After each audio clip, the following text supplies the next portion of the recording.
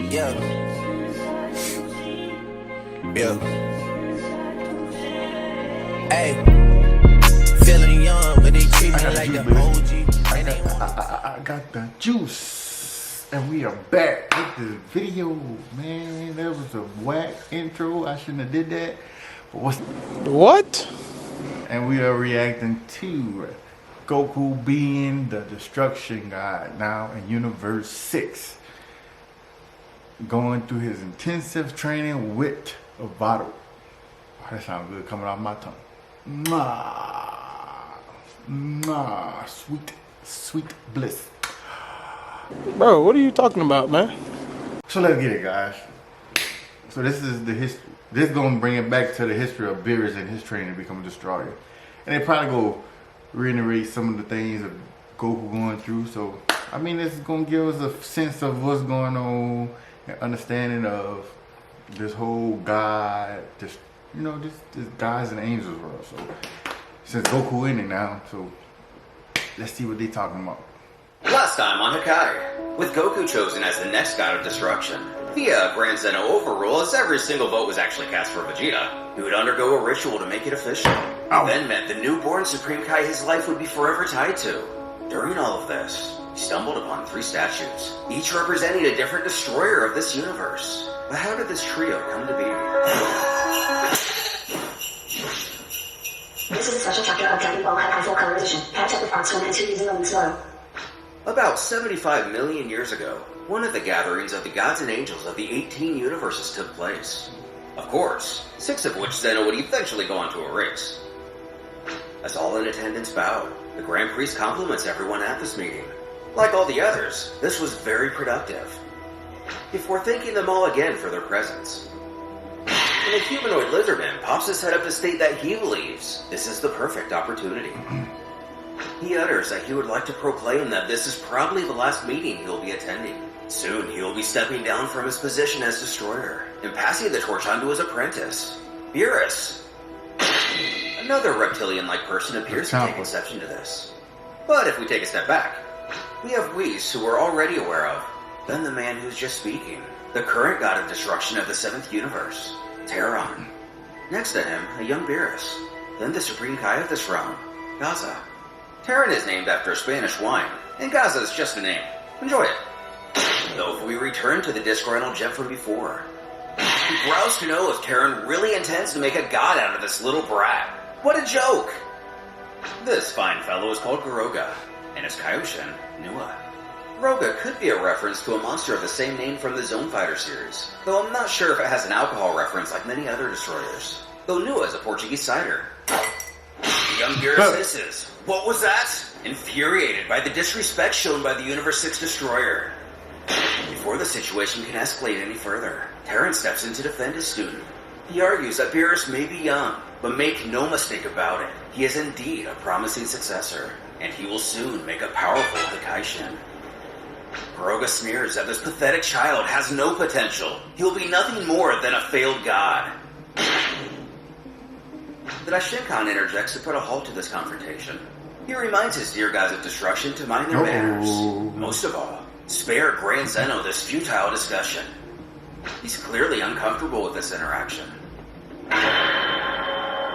As blank-faced as ever, the Omni King emotionally utters that given this most recent nonsense, he thinks he's going to erase all their universes now. Immediately regaining the attention of the others, the Grand Priest chimes in to offer some advice, if he may, of course. He thinks they can give them a second chance before erasing their entire existence, especially considering that both Terran and Kaioshin Gaza of Universe 7 are deities who have demonstrated nothing but exemplary work. The god of all complies, but urges them to finish this meeting immediately. He finds all of this unbearably boring. Upon the request of Grand Zeno, the meeting was ended and all of the gods and angels returned to their respective universes. Universe 6, Planet of Destruction.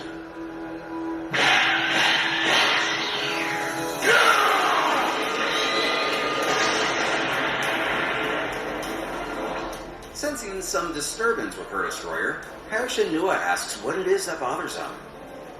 Who bellows, isn't it obvious? It's that darn Terran. He always keeps his cool and makes himself look superior. He wishes that apprentice of his would have come at him. That way he could have laid him out in front of Lord Zeno. But he always has to meddle. This is when Vado speaks up. She recommends that he must at long last put aside this silly rivalry with Mr. Terran. It's been almost 25 million years. But he screams he never will. He will never forgive him. But taking a hard left turn, Hiroka detracts. He asks Vados if she could venture over to that planet Gaspa for him. He wants some of that delicious dragon meat. Whether cat or lizard, it seems like nothing can get in the way of a destroyer's appetite. The angel agrees to do so without resistance. She informs that she'll return in only a few minutes. Come on, man. I got my first Botox cosmetic treatment on a lunch break. The treatment itself probably took 15 minutes. 10 to like 50. I don't hear about no talking The moment Vados is gone, Hiroka hatches a plan.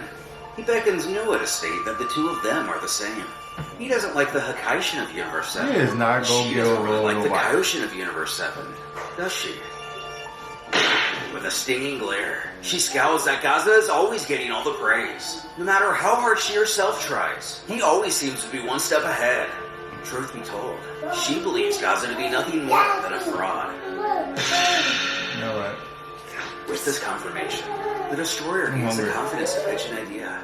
How about the two of them implement some change for Terran? If they instill chaos into Universe 7, they can make them go from the envy of all to the laughingstock of the multiverse. She inquires just how they will go about doing that. If they act out against Universe 7 and someone finds out, they will surely be reported to Grand Zeno. Afterwards, there's little doubt in her mind they will be erased for committing such a crime. Which is why they're going to act secretly. Nobody will know a thing. They're going to let the inhabitants of Universe 7 self-destruct. All they need to do is take some evil elements from the universe and let them wreak havoc instead of the two of them. The Supreme Kai finds this interesting, to say the least. But still, if they go in there, it's very likely Gaza will at some point notice them and will be reprimanded. Or again, even worse. Hiroka has strategized for that too. Mockingly asking if only there were a region in the universe that not even the Grand Priest could gaze upon. She knows very well the land which he speaks, though, doesn't she? But he couldn't be. He does. Cutting away, we jump to a few days later to join Beerus and Terran on the Universe 7 planet of destruction.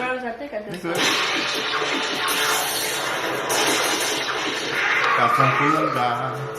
Upon delivering a devastating blow, Terran scolds that Beerus is nervous. He must compose himself. If he keeps attacking without thinking, he will only waste energy and leave gaps, such as the one he so blindingly exposed just now. You bring some The stuff. child screams he's had enough of his lectures.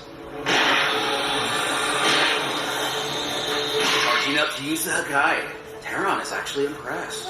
He didn't think his student was able to use this technique at such a level yet. Over.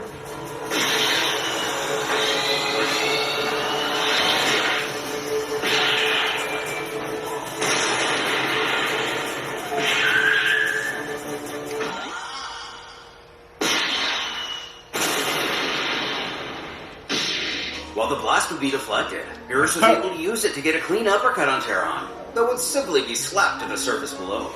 As he goes to pick himself up, he turns his attention away from his master to bellow at somebody else, angrily asking what they want. Of course, none other than Whis. He snarkily, though fairly, questions if the fog in his mind has something to do with what happened at the meeting of the gods. Who transparently responds that he doesn't like that fool underestimating him, and he knows that it's not only Hiroka that's the problem. All of the other gods see him in the exact same way, and he's sick of it. After this outburst, Terran interrupts to quip that he didn't believe Beerus was still this weak. But what is he even saying? Beerus is the most powerful mortal in the 7th universe. What Terran means is, physically yes, Beerus' strength far surpasses all others there. But psychologically, he is still very weak. If an opponent said those same things to him during a battle, would it make him so nervous and rattled that Beerus would attack without even thinking? If so, that will make him a very easy target. If his apprentice here wants to be a god of destruction, he needs to not only strengthen his body, but also his rationality. However, the speech does nothing to change the child's emotions. He barks if he's kidding. He's never been able to use the Hakai at the level he just did. His anger made him stronger. It helped him progress. Though he's forgetting that the Hakai he just used is merely a copied version of the true energy of destruction. When he becomes a god and gets the real thing, just feeling angry will not help him control his powers. On the contrary, it will feed on his excess negative feelings and possess him. Still with an attitude, Beerus sniffs that he thought to master the Hakai, he just needed to think about destroying. And that jackass from the 6th universe makes that much pretty easy. His master inquires if it could be that he still doesn't understand, even after training all of these years. Destroying does not involve only feeling hate, but also understanding the cycle of the universe and the need for destruction to build something new and better. This is the essence of the work of a god of destruction. A destroyer needs, above all, balance. Reaching his breaking point, the child saunters off and mutters that he's sick of the small talk, beckoning Whis to take him home now. Terran motions for the angel to go ahead. In his current state, it's not like any training will really pay off. As the pair make their way back to the moral realm, Whis has to question Beerus if he's still sulking from what happened before. And how could he not be? He despises nothing more than being underestimated. The angel urges them not to take the actions of Garoga personally. In fact, his reason for picking on him has nothing to do with Beerus himself. It's actually all about Lord Terran.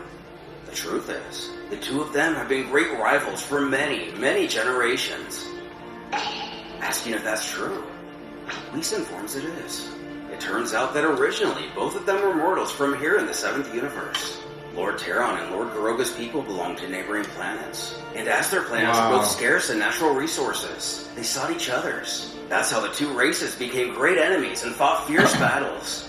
They were the most powerful warriors among their armies. During one battle in particular, their people were completely decimated and only the two of them remained. Impressed with their strength, the Hakaishin at the time made the two his disciples and tried to make them understand each other, but it never worked. When this Hakaishin died, the two fought an immense battle to see who the next destroyer of Universe 7 would be. Garoga ended up losing. As Universe 6 also found itself in need of a Hakaishin, he was soon sent there. This all happened about 25 million years ago, but the feud between them continues to this day. Beerus figures that this must mean Garoga's just a repressed idiot after all. Either way, he promises to keep training and get stronger. One day, he'll overcome both Lord Terran and that darn Garoga himself. Which Whis is very glad to hear. They would shortly arrive at the planet Nicosia, a peaceful world. Their people, the Nicosians, have a very high power level compared to the average race of the universe. But despite this, they're very peaceful and spend most of their time in long slumbers. As the student makes his way across the... Oh, come on, man. Why try Febreze card? Febreze starts just right and stays just right for 40 days. Febreze card. Just keep it smart.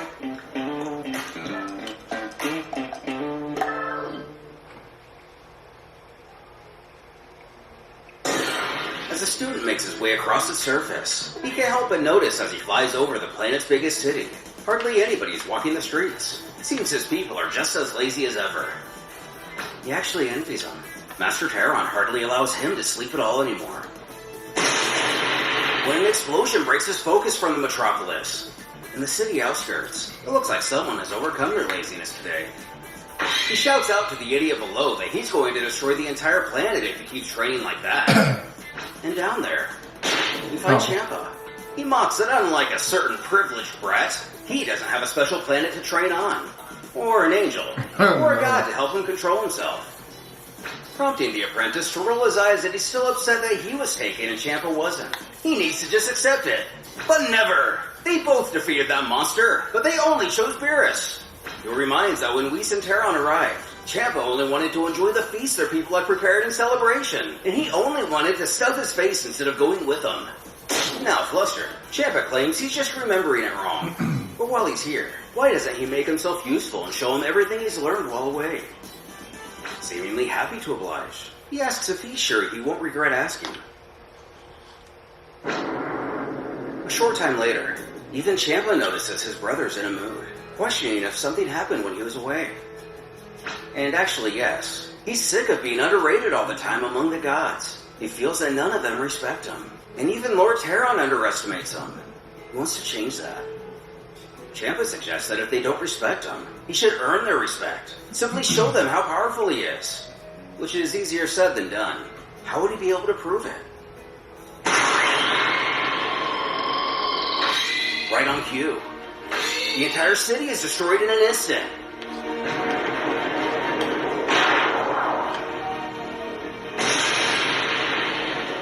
Could this be the doing of Universe 6? Or is this simply a coincidence? Furious, Beerus screeches to know who's done this. Blasting away, Ciampa has to holler for him to wait up. He's coming too. And so, he asks his brother if he's also feeling this. Which of course he does. A very strange energy. It's completely evil. As the source of the chaos reveals itself, Beerus warns Ciampa to not let his guard down. Man, what is that? As they leer in astonishment at the beast before him, Beerus yells that this creature thinks he's afraid of his ugly face.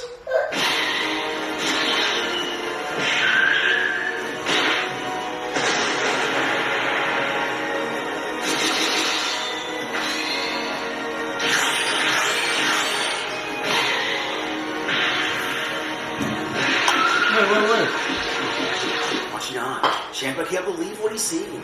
Beerus gets so powerful when he's serious. What? This doesn't even compare to the training ever before. Thank you.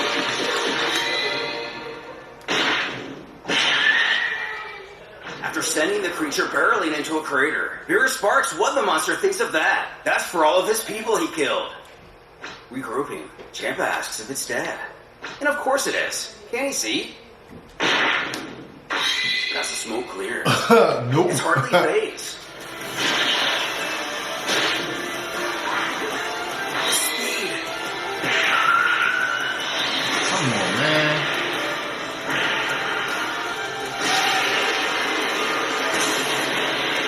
Tripping for a second.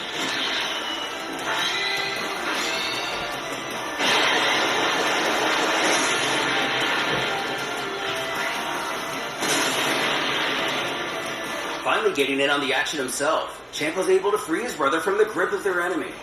Upon seeing if he's okay and asking Man, what the Beerus heck all this thing messed up. is, we can see that he's definitely taken some damage from that last assault. He doesn't know what this creature is, but it seems to have a particular affinity for Beerus himself. Ciampa chimes in that he's not sure how he's doing it, but it seems like he's getting stronger as the fight wears on. If they want to have a chance, they're going to have to fight together. Though even injured, Beerus can't help but scoff at the idea. He thinks he'd rather just get squished by this thing. When Ciampa cries that it's coming right at him, diverting his attention, Beerus mocks it for him to come get him.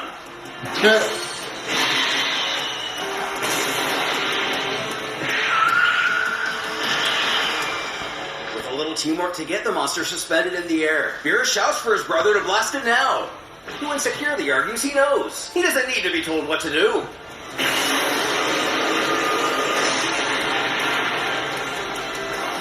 Wait to see if their latest attempt works. It also did nothing. Ciampa bellows out that was his strongest attack. Beerus wonders if it must be that common attacks don't work on it. There's only one attack he can use. He didn't want to put the planet at risk since he hasn't mastered it yet, but he's not afraid. Damn monster! Did you think you could attack our people and not be punished? Out of nowhere, it seems some of the survivors from the city have come to join in on the battle, though Beerus screams at him that they're no match and must flee now. As the beast goes on the offensive once more, the stranger turns to announce they will all attack at once.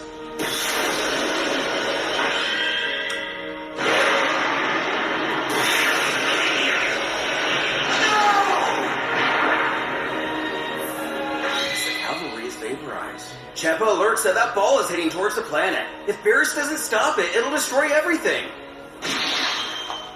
Acting quick, he uses himself as a barrier to protect his world.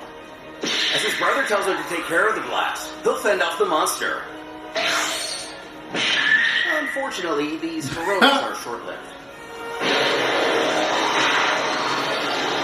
The Future Destroyer thinks to himself that he wanted to save this for the monster, but there's no other way. He's going to have to use the Hakai right here and now. While the attack is thwarted. All hope seems lost. As Ciampa bounces off the ground, he still clings to life. He mutters at their foe, is still getting even stronger.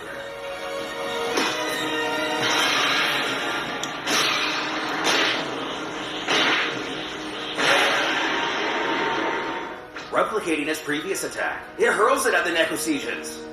Beerus knows he spent almost the remainder of his energy on that Hakai. Even if he didn't, and he was still at full power, this abomination is to the point where he's now surpassed him at his best. It looks like the end.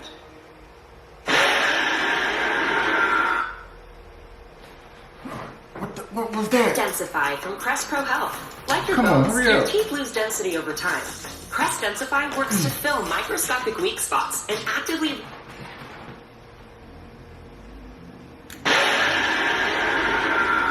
When a voice calls out from overhead. Very well, Beerus. You've done a great job honoring the role of a disciple of a god of destruction. But this battle is suited only for a god of destruction himself! As Terran enters the battle to save his disciple and his planet, we're left wondering if this was indeed the doing of Kuroga and Nua, or simply unfortunate timing. While we know what will eventually become of Beerus and Ciampa down the line, what will become of their planet? As the trio of Kai, God, and Angel arrive on planet Nikosi, a jolt of relief pulses through Beerus, happy to see his master, though he questions what he's doing here. He tells how the sector's Kai became privy to this monster's arrival, and informed the Supreme Kai. So Gaza thought it'd be best to bring them all here and deal with this problem before it got out of hand.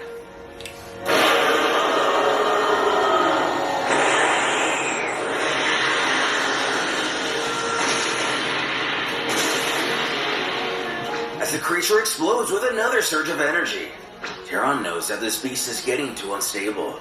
If this keeps up, he'll destroy the planet.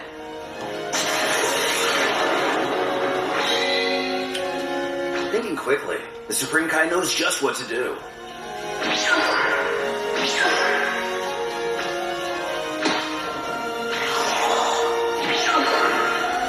He zips away and disappears with the behemoth in hand. But where did they go?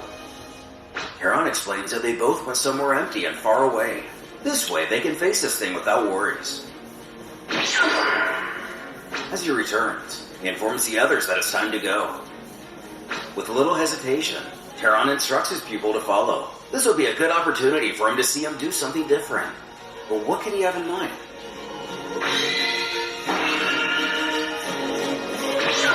A distant, barren planet. The invader wastes no time in continuing the battle. Though he doesn't appear to be any match for the God of Destruction, Beerus has to inquire something to Whis. Where did this monster come from? He didn't think it was possible for a being this powerful to exist. Who honestly has no idea. He didn't even know of its existence until it showed up on planet Nikosi.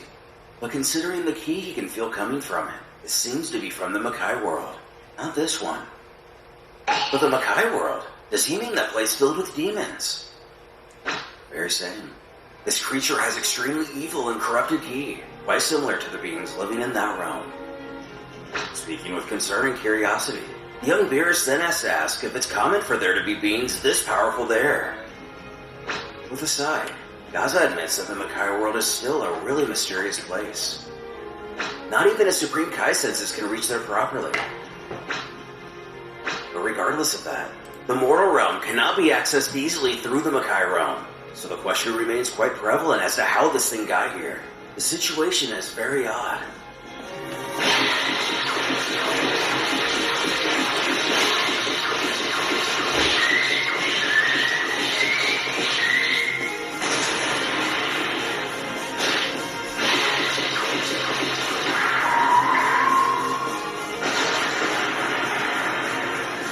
They're going there. As he fights, Terran feels that the longer this battle wears on, the stronger this monster seems to get.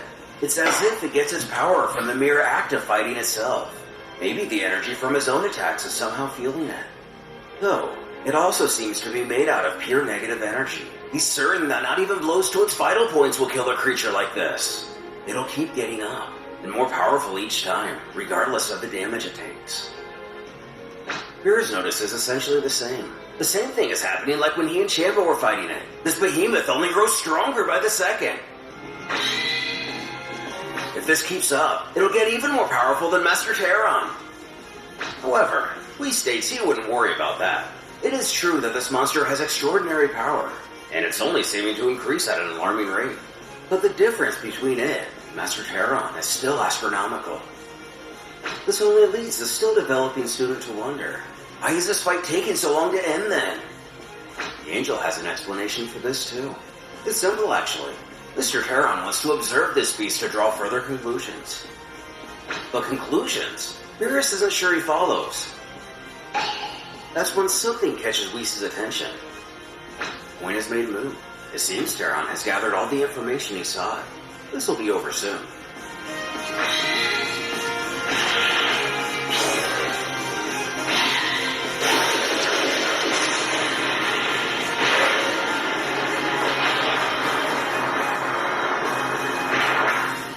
Stopping the creature dead in its tracks.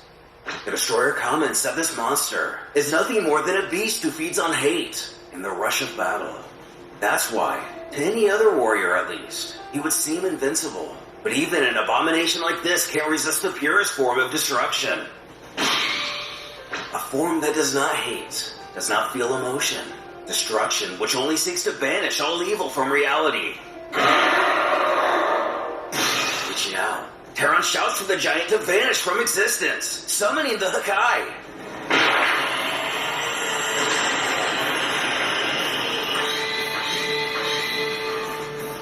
Turning the creature to dust.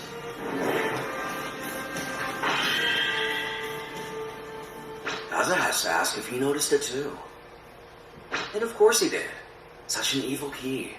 This thing must have come from the Makai world, but how did it manage to cross over into the mortal world? Beerus points out that it arrived on his home planet through some kind of portal. For some reason, it seemed to be after him in particular, attacking him directly and with clear intent. Terran defers. He finds it hard to believe that it was after Beerus specifically. There's no way it could have even known he existed. He theorizes that it likely felt his key and saw him as a threat. That's why it scoped him out first. But the fact that it showed up on his planet out of the countless in existence is quite strange. Though it could be a coincidence. Pausing. The Destroyer informs his student that he needs to prepare himself. He's about to witness the bleakest part of the universe. Human realm, also known as the Makai world. Immediately, Gaza teleports them to such a place. He apologizes for not taking them straight to their destination, but his senses don't work properly here. Looking around.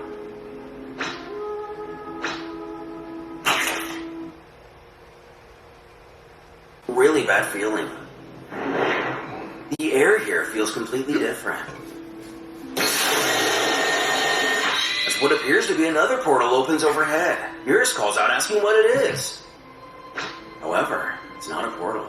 Whis tells how that rift is a fissure in space-time. It works as a dimensional barrier. In fact, it's the barrier between this foreign world and their own. Rolling his eyes, Beerus questions if that means all they have to do is cross it. They're back home?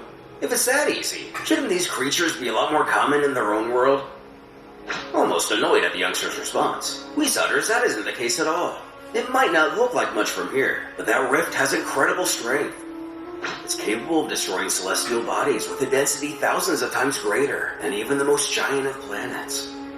In other words, very few beings in the universe can cross this rift, and the only ones Whis knows of are Mr. Terran and himself.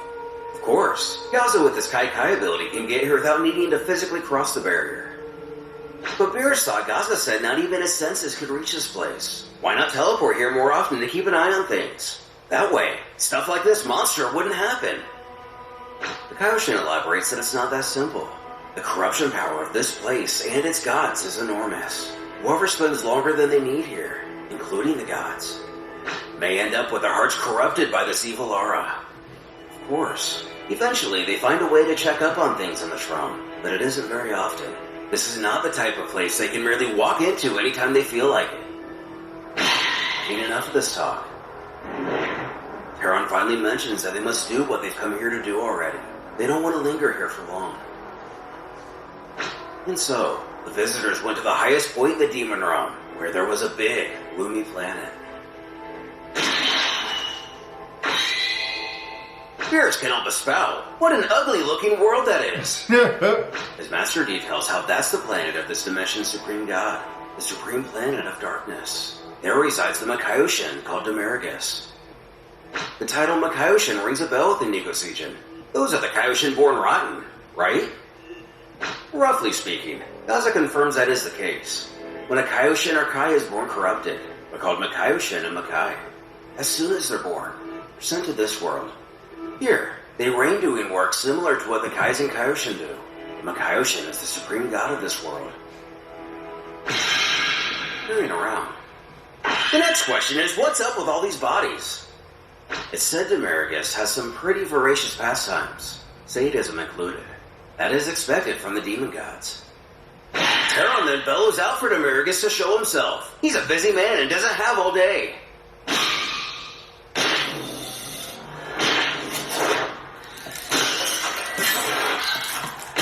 Forming from a drop of blood on the ground, the demon cackles out if that's Heron the Destroyer he hears. How long has it been since his last visit? 5 million years? Maybe a little more. Who informs him he's not here to chit-chat. He has important matters to discuss. Heading right to the chase, he tells how a surprisingly powerful demon from his world invaded the mortal world. He wants to know if he was aware. Beerus admits that there recently was an extremely powerful creature that spawned here in his realm. Unfortunately, it was too powerful for he himself to do anything about it. Beerus interrupts to explain that when he faced it, it's true that he was also outmatched, but its level didn't seem too different from the Supreme Kai Gaza. This means Beerus could have neutralized it before it grew any stronger. Materializing into a humanoid form and heavily resembling Deborah. The demon screeches out to know what a runt like Beerus thinks he's doing questioning him like this. Heron states that soon, young Beerus here will be the next god of destruction. So Beerus better get used to showing him some respect. But this brat, a god of destruction? This has to be a joke. Causing his student to scream out for him to stop laughing. But Heron has had enough of these childish actions. He demands Beerus answer the question. Why did he not stop that beast if you were capable of doing so? The demon explains. As they can probably see, that creature was somehow fueled by the rage of battle. He noticed this the first time he tried to tame it, so it was understood that a direct fight wasn't the best choice. Instead, he isolated him. Though he doesn't know how, he somehow left this world and ended up in the mortal realm.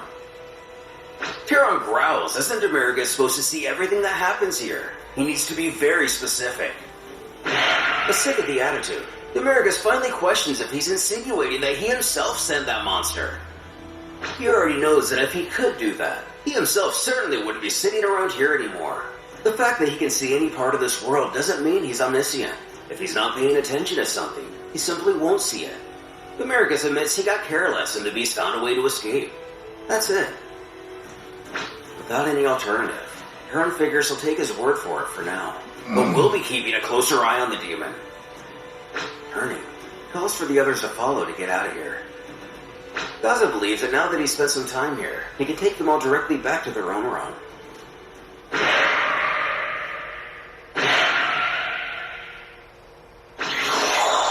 As our heroes take their leave. Beerus bellows out with laughter. Now that the seed has been planted, he cackles Heron's destruction has just begun. But what could the sinister demon be planning? And what else will the early life of Beerus entail? Damn, I knew something was up with this. Anyway, guys, we're gonna finish getting some more videos in. Let me let my camera charge. We're gonna be right back. Eddie, I hope y'all guys enjoying it, cause I am. I like it. Nice story. Nice. Nice. Nice. You heard me? Gotta be single for a while. You I'm can't like control I'm me. strapped. Uno, those trades in a race, they can't hold me. And I show my face in a case, so you know it's me. Imitation isn't flattery, it's just annoying me. And I'm too about it. And the